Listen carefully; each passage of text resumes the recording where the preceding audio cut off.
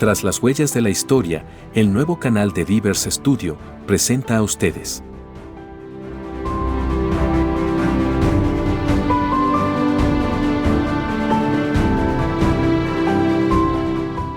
Creta.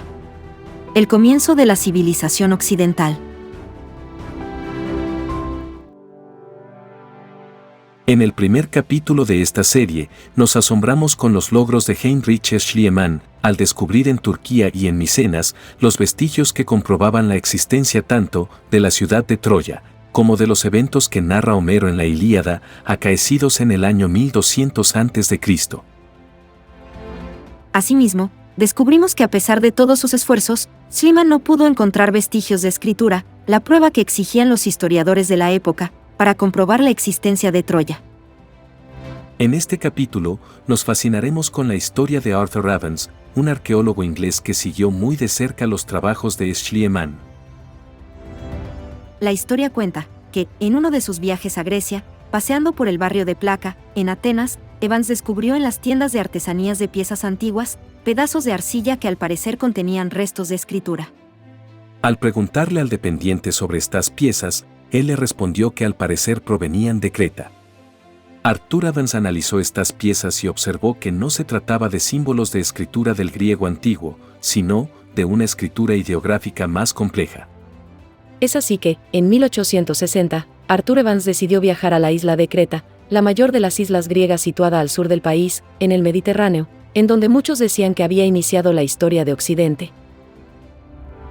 Evans empezó a investigar el origen de las tablillas. Los lugareños le informaron que existían algunas ruinas cerca de la zona de Heraclión, la ahora capital de Creta. Evans llegó a la conclusión de que cerca, al sur de esta zona, había un territorio que pudiera haber pertenecido a una antigua ciudad. Contrario a Schliemann, Arthur Evans, sí, establece cuidadosamente todos los protocolos, que le permitirán un trabajo arqueológico de calidad, y obtiene los permisos necesarios para iniciar las excavaciones. En este lugar, en 1896, después de muchos años de investigación, Evans descubre el maravilloso Palacio de Knossos, un solo recinto repleto de laberintos y numerosas construcciones, el palacio central de la civilización minoica. La arquitectura de Knossos es única, y no se repite en lugar alguno de Grecia. Fue construido en torno a los años 2000 y 1900 a.C., y nuevamente, reconstruido tras sufrir dos destrucciones, hacia 1700 y 1450 años antes de Cristo. Además de ser la residencia de los reyes, es muy probable que cumpliera funciones religiosas y redistribuyera productos y recursos económicos. La complejidad de su estructura y abundancia de estancias y pasillos ha hecho que algunos lo identifiquen con el mítico laberinto de Creta. Las primeras excavaciones que redescubrieron el ala oeste del Palacio de Knossos fueron realizadas en 1878 por el griego Minos Kalokairinos. Pero fue Arthur Evans quien, desde el año 1900, dirigió las excavaciones del palacio a gran escala, especialmente hasta 1902, aunque también realizó investigaciones adicionales en años posteriores hasta 1931. Tras la Segunda Guerra Mundial, las excavaciones en el palacio fueron dirigidas por la Escuela Británica de Atenas. A causa de la fragilidad de los materiales del palacio, Evans y su equipo trataron inicialmente de proteger los restos de la influencia de las condiciones climatológicas. Pero a partir de 1925 se emprendió un proceso radical de reconstrucción, tanto de las pinturas como de los elementos arquitectónicos, utilizando materiales como el hormigón. Estas reconstrucciones han sido motivo de controversia, dado que no son reversibles. Algunos las han valorado positivamente por la necesidad de protección de los restos y porque ayudan a los visitantes a comprender mejor la estructura y características del palacio. Sin embargo, se critica que, en muchas partes de las restauraciones, no se distinguen claramente las partes antiguas de las restauradas, así como que la exactitud de algunas de estas reconstrucciones no parecen estar suficientemente apoyadas por las pruebas arqueológicas. A lo largo de la segunda mitad del siglo XX y principios del XXI, se han tenido que emprender diferentes trabajos de conservación, tanto de los restos antiguos como de las estructuras de hormigón realizadas por Evans. El Palacio de Knossos está cubierto de frescos que cuentan la historia de la civilización minoica. Cuenta con salones bellamente decorados. A la entrada de la llamada Sala de Guerreros, se reproduce un escudo igual al que encontró Schliemann en el puñal que descubrió en las tumbas circulares de Micenas. En otro de los salones, se encuentra un fresco que representa a las mujeres de la corte de Knossos, elegantemente ataviadas, que muestran el llamado perfil griego. En otros muros, aparece un pescador, escanciadores de vinos, y representaciones de animales bellamente decorados. En otra de las escenas, representadas en los frescos del palacio, se detallan 3 jóvenes lidiando a un enorme toro, en lo que parece ser un ritual micénico llamado la tauromaquia, el arte de dominar a un toro. Parece ser que el toro es el animal central de la civilización cretense. El toro es uno de los animales clásicos en la antigüedad europea, simbolizando el poder indomable, la furia incontrolable, y las pasiones que son necesarias aprender a dominar. La escena que describe el fresco encontrado en Knossos probablemente corresponda a un ritual en el que los jóvenes debían demostrar su valentía al tomar al toro por los cuernos, saltar por encima de él impulsados por su cabeceo, y caer de pie para finalizar la acrobacia. La historia del palacio de Minos en Knossos es de las más antiguas que se recuerdan. Las leyendas griegas hablan del rey Minos, el laberinto y el Minotauro. Pero no hace tanto que los arqueólogos empezaron a dotarlas de entidad con el descubrimiento del palacio, incluyendo el que el mismo Minos habría gobernado en este. La leyenda cuenta de una bella princesa, llamada Europa, que es seducida por el Gríiclover, Zeus, convertido en toro.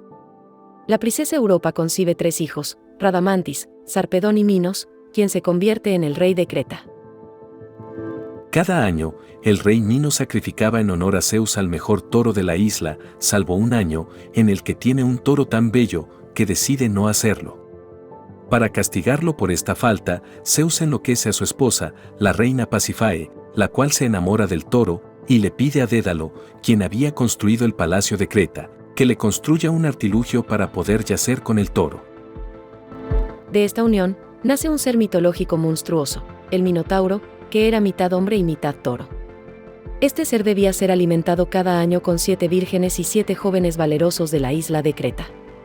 El rey Minos llama a Dédalo para que construya un laberinto para encerrar y contener al Minotauro. Dédalo construyó un laberinto para que el Minotauro no pudiera escaparse, pero para que Dédalo demostrara que efectivamente el Minotauro no podía escaparse del laberinto, el rey Minos encerró en el laberinto a Dédalo junto con su hijo.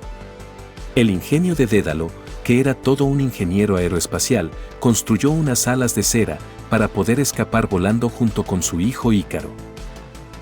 Maravillado de poder volar, Ícaro voló tan alto que empezó a acercarse al sol, hasta que sus alas se derritieron, muriendo al caer a la tierra.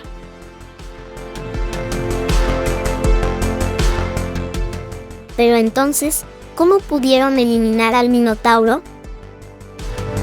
La leyenda cuenta que la hija del rey Minos, Ariadna, se enamoró de Teseo, uno de los jóvenes que serían sacrificados al Minotauro, y le proporciona una madeja de hilo para que marque el camino de regreso y pueda salir del laberinto.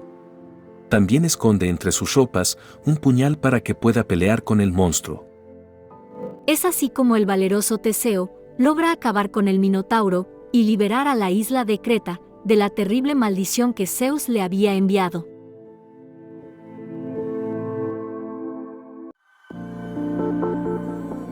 Pero continuando con nuestra historia, debemos contarles que Arthur Evans, además de descubrir el maravilloso palacio de Knossos, encontró en un almacén más de 3.000 tablillas de arcilla con 2 tipos de escritura. Esta escritura es similar a la misma escritura de las tablillas que había encontrado en el barrio de la Placa en Atenas. Al primer tipo de escritura la denomina lineal A y a la segunda, lineal B.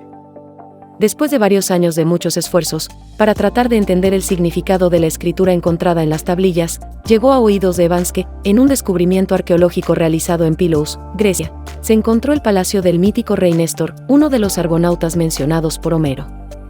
En este palacio, había una habitación, que parecía ser una bodega, destinada a guardar tablillas. Estas tablillas se habían cocido por causa de un incendio, por lo que no se habían desintegrado, y, después de un largo y extenuante trabajo, Arthur Evans logró acomodar las piezas como un rompecabezas. Las tablillas tienen el mismo tipo de escritura que encontró en Micenas, pero Arthur no pudo nunca descifrar su significado. Entonces, nunca se supo qué decían las tabletas. Pues resulta que, hasta 50 años después, en 1953, Michel Ventris y John Chadwick, dos espías británicos expertos en lenguaje cifrado, lograron descifrar el lenguaje lineal B de las tablillas encontradas en Pylos, identificándolo con un griego arcaico.